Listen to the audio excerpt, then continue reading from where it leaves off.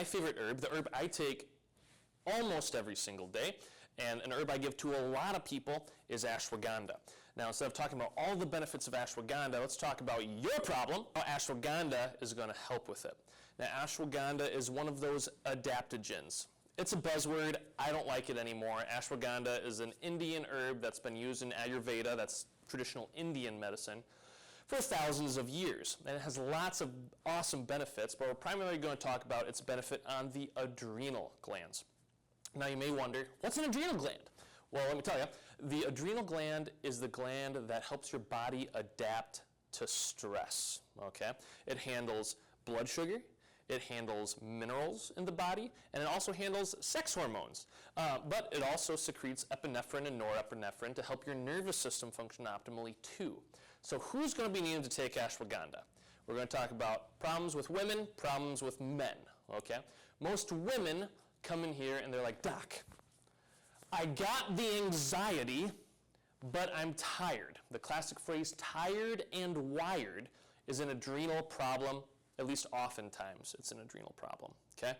So ashwagandha will actually help your adrenal glands adapt, which is why it's called an adaptogen, to whatever stressors are going on in your life. The first three signs of an adrenal problem are fatigue, anxiety, and depression.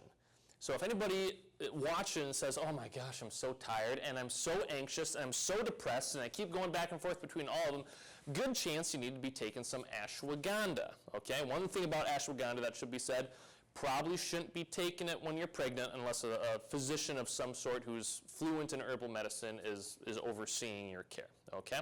Not a lot of research to prove the safety during pregnancy. Not necessarily saying it's bad, there's just not enough to prove that it's not bad, okay?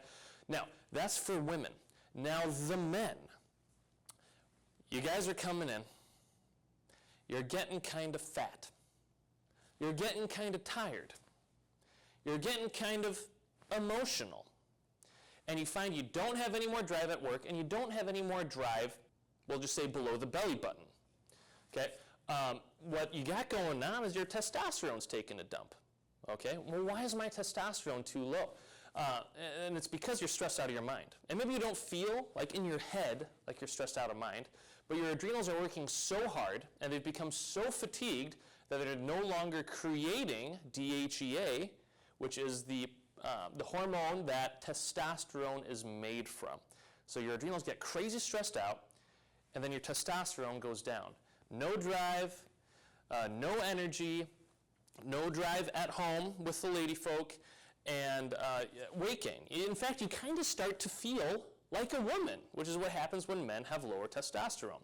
So ashwagandha can sometimes triple your testosterone levels. One of the reasons I take it for myself is because my muscles feel better because my testosterone goes up when I take ashwagandha. So I take that herb almost every single day, by far the most common herb that I take. I take it myself. I take it with patients when I'm testing them for it here in the clinic. And it's just phenomenal. It makes people feel calm and energized, which is why I love ashwagandha. Also, ashwagandha is one of the herbs that has been shown in the research to prevent Alzheimer's disease.